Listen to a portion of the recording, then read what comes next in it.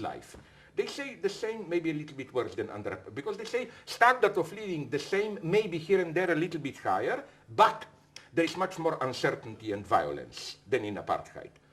What really happened is, again, only a new, very rich black elite. And that elite is now, with the growing unrest of the poor, tempted some of them to play the race card. But and that is the problem with, I mean, it's my quarrel, for instance, with a lot of the activists of the Dalit movement here, is that by actually neglecting the question of relationships and focusing on the identity of the bodies of the oppressed, that you can name the identity.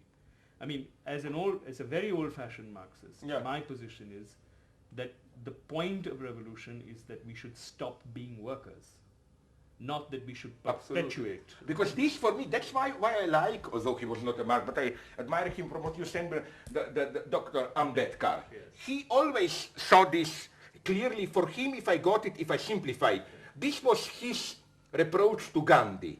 Gandhi wanted Dalits to remain, but to elevate it. God of children, you are doing a noble job, and so on and so on, no? Yeah, but I mean, I think that Ambedkar's lessons are not necessarily reproduced in actual Dalit politics. No. Which is now identity politics. It's always, this is very tragic, this is very sad. Because you know, this is again ideology in the strict sense that you used it when you said ideology makes you laugh. You know, are they aware that identity politics, the danger of identity politics is precisely to make you laugh? What is the result? The identity built by you being oppressed. And much of Dalit literature also tends to, and it's also not, I would complicate it a bit in terms of saying, why is a certain kind of Dalit identity politics fashioning itself, is sometimes decided by the reception it gets from the majoritarian Brahminical construct of it. We would like to read autobiographical literature like Juten, which says, this is how I'm oppressed, this is the food I get, and that literature gets valorized. And when you have somebody who's theoretical, writing non-fiction, engaged in critical writing, and there's it's not appropriate. It's not appropriate. This is, you have a canonization. I totally agree with you. Canonization of what is Dalit, and that is what is projected as Dalit, and that gets. And the question of politics then only becomes one of representation. I know. I totally agree with you because I got. I know. How should I put it? In the West, okay, I'm not even the West. In the United States, I saw they faced the same problem with, at a certain point, all this minority politics and so on was one of authentic representation, and they had this saying, which is for me extremely dangerous, that immediate experience of being one in a way authenticates or like, you know, these sayings like only a woman knows what is to be a woman, only a black mother knows what is to be a black mother. Of course, in a trivial way this is true, but to make a politics out of this is catastrophic, I think. No, because if you talk about the early Dalit Panther politics, if you see Dalit Panther's manifesto, it's like saying everybody who's oppressed is a Dalit. Sex worker, lorry drivers, you know, it had a huge list which throws it open to everybody. And again, after but I also 90s, love what you told me yesterday, that how some Dalit are reproached to betraying when they like to dress nicely and so on. And I love this idea of how this is the worst thing, to identify with yourself as a cliche, you know. It's not a problem particular to Dalit politics. I mean, I think it's a problem particular to all forms of leftism, which now talk more in terms of the people rather than relations. But that's what my big problem. I mean, it's what Mao did. He did this fundamental flip when he said there are no bourgeois and proletarians, there are bourgeois and proletarian nations. I know, this is, there I know. But did you see that film, we talked about it yesterday, I told you, did you see, how is the guy called who is the big Chinese now, adopted by the party, Jiang Zi, the one Yang Jimu. The one who did the hero, House of the Flying Daggers. Yeah. Did you see? I didn't yet. His now film, a mega film for 60 years of communist takeover. He's now totally appropriated by the party. You know that he did the spectacle for the Olympics, no? And you know, I told you it's a wonderful, funny story. You know, it's a purely Stalinist film, not in the sense of Stalinist values, but this radical rewriting of the past so that it fits the present. You know which is the most famous scene, I told you, in this film? I loved it. I saw that clip on the internet. Just before entering Beijing, Mao comes to a small city north of Beijing and walks the abandoned street and sees a traffic drugstore and wants to enter it to buy his cigarettes preferred. And the one accompanying him said, sorry comrade, this was owned by bourgeoisie capitalists, they left the city when we were approaching. And then Mao says, my God, now I even can't buy my cigarettes. And then he says, at some point in the future, we will have to bring capitalists back, you know, like announcing them. I love this totally anachronistic rewriting, you know, like it's very, very, very sad, how should I put it, that, because the one, but did you see, you didn't know, do you know the other Chinese director, I don't know how to pronounce it, the one who did Still Life?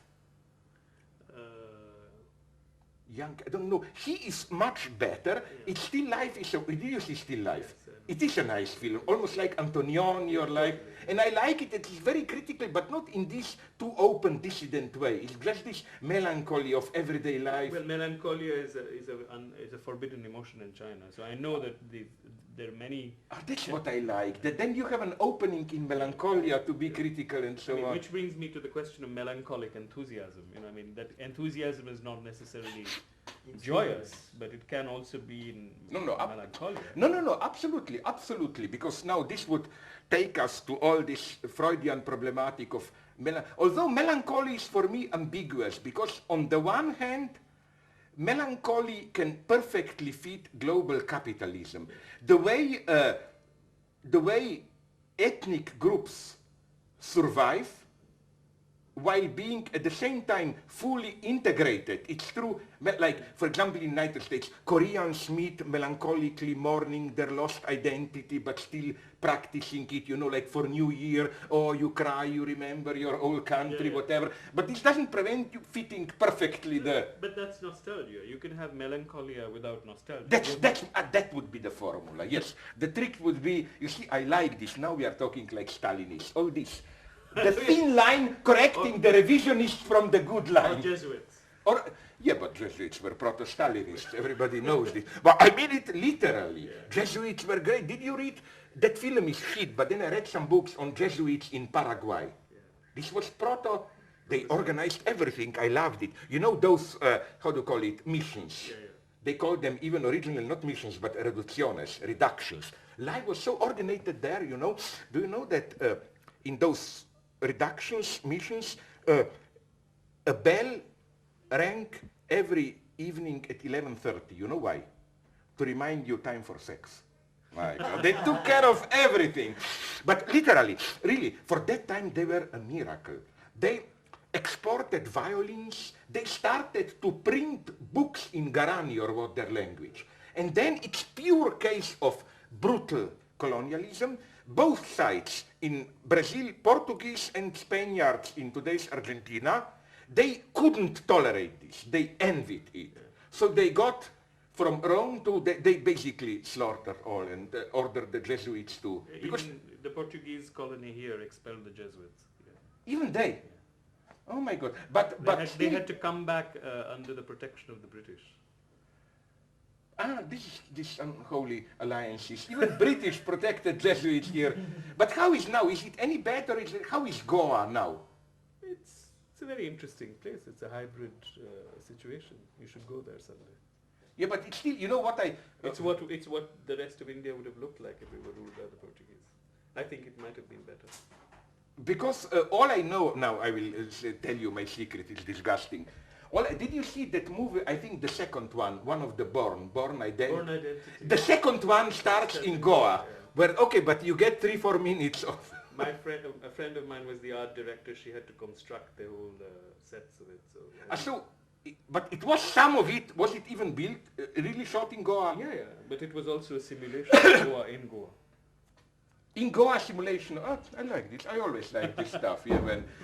No. But you know what also interests me? All this green revolution when I was young, to ask you a very dirty, simple question. It's traumatic for me. How does India stand with food self-reliance today? It imports food or how? It no longer, the question of self-reliance has been solved in the sense what does that we this mean? don't worry about it. solve in this sense. Because the Green Revolution did produce these bumper crops, and there was what was called. But this was already 40 years ago, 50 or whatever. By the 80s, they were able to achieve this. It wasn't as quick as that, but 80s. Self-reliance. Self-reliance in food, what they call food grain production. It's a very interesting. Yeah.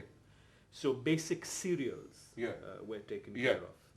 But the overproduction of cereals also meant destruction of other forms of agriculture. It's always the trick, So, I mean, now they import a lot because they import things that they export. Because they can export a lot of stuff that at higher prices, which they don't sell in the local market.